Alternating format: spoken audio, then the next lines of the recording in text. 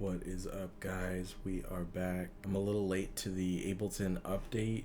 I just want to kind of look at some of the new stuff they rolled out. One thing I definitely like right off the bat, if I go to my samples here, I've been using tags. I haven't really seen a lot of people jump on that, but now it's just getting even better. Like, we got these little arrows here, so we know there's like subcategories. Everything's just like loading a lot faster. Yeah, now I can just load stuff really quickly. And then when you go here, you can see the tags are all here. Anyway, I kind of grabbed one of those Archon samples, which is this sample here. I'm not sure if I could play this plainly due to copyright, but perhaps if I changed it, you could tell it's like kind of like a slowed down drum and bass sample, which you can see is at supposed to be at 172 BPM, but my project is currently at 136. But the thing is, I didn't really want to use it for a drum loop. I wanted to create kind of a chordal, spectral, kind of like tonal thing, but like it'll be inheriting the percussive nature of the loop. So if I put on the spectral resonator here, and I have the MIDI from the sidechain input coming from one of my MIDIs here, which is this one. By the way, I still have a download link to this. This is from one of my packs on Gumroad from a previous video. So go ahead and grab these for free. Tip if you would like. Anyway, that running into the sidechain basically turns this percussive element into a musical percussive element, which sounds like this.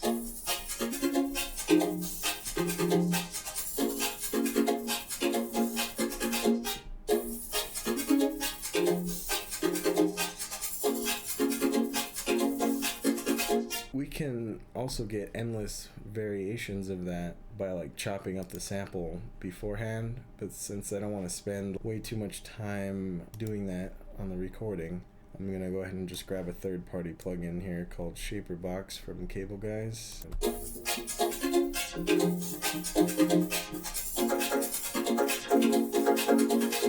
Pretty powerful. Now we have two variations of that. We'll leave that there for later. Another thing we should check out that's in this Ableton update is Roar. Essentially, we're getting a new algorithm in here. So we have this delay routing mode, and now we'll have, basically it goes into a delay, has a feedback, all that good stuff. And the reason I say this is redundant is, first of all, a lot of these effects are redundant. Like, you could have just built Roar with a bunch of saturators on like band splitters and whatnot. Of course, there's nothing wrong with it just being its own device, except for the fact that it starts to clutter this list over here as this continues to grow over time. But if it has all these built-in bells and whistles that make stuff easier than creating your own Ableton devices, then of course the majority of people are going to be on board with that. But anyway, one thing that's cool about this, I guess, is it bringing the awareness to this technique. The idea is you get a delay, and your delay signal's like relatively quiet, but instead of turning it up with volume, you turn it up with saturation. Now that is pre-routed into this algorithm here. So you just set that there on Roar and treat this as a delay plugin. So if you wanted to, you could just save this, rename it as like, you know, saturated delays or something. Let's see how that goes with this sound here. So first thing is, I want to make sure the direct isn't gonna be doing anything. Let's get this delayed signal driven a little bit. Also, I'm going to go to 100% blend on the wet signal really quick. And also we need feedback, right? So that I think would be this. Let's go in synced and go to like, is there like dotted? Yeah, there we go. Let's do something.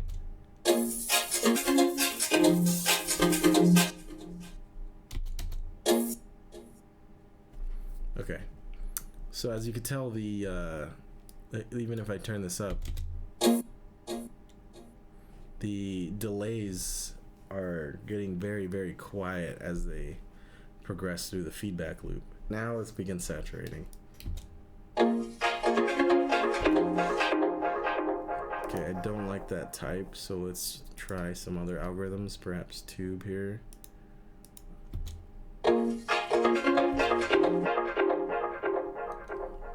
We can get less harmonic and more pushed to the back kind of sound by biasing it, theoretically. So let's try that.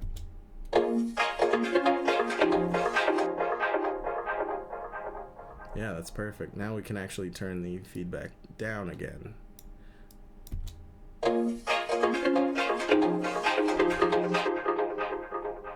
Cool. Now let's blend that in slowly.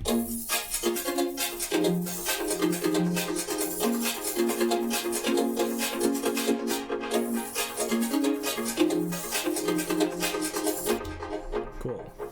That is pretty awesome. Now, one thing I would like to see is a sidechain function, kind of like they put in that new fancy reverb stuff. I think they did anyway, or maybe that was echo. Yeah, right here, like ducking. So this might have that. I don't see it, but that would be useful on the entire wet chain. So I guess that would be this right here, the delayed signal. Is there a side chain? Well, does the side chain act independently for each of these, or is this for the whole effect? Yeah, I don't think this side chain is going to work. So basically what I'm wanting at this point, everything sounds exactly how I wanted, but I want the wet signal to duck in volume. And since it's all built in this device, I don't have that flexibility. So again, this is like why I wouldn't like this entire device roar in general. But that's just me. I know I'm in a small boat there, but like I feel like I have way more flexibility the old way, which is basically every effect we've had since Ableton 9 and before, actually. If you just throw that into Ableton devices with like grouping and, you know, chaining and all that stuff, I mean, you can have full flexibility. So right now, like, I need this delayed signal to be its own chain. So in order to do that, now I have to do some wonky thing, which is like go to group and then create a side chain, right? This is going to be unaffected. Go to roar to turn this blend to 100. The dry wet's already at 100, so now basically I have achieved that. So now I could turn this up, and this will be the same as earlier when we were blending it.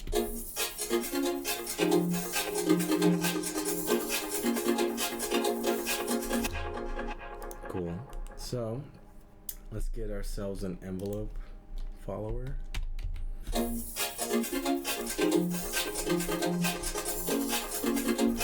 So if I solo the wet signal, which is this one,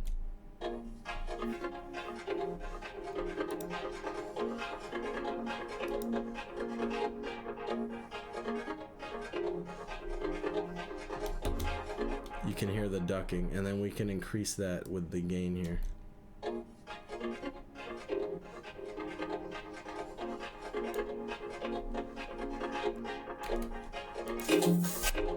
And now we can increase this even more since we have more subtraction happening, and it'll bring that quiet stuff a little higher.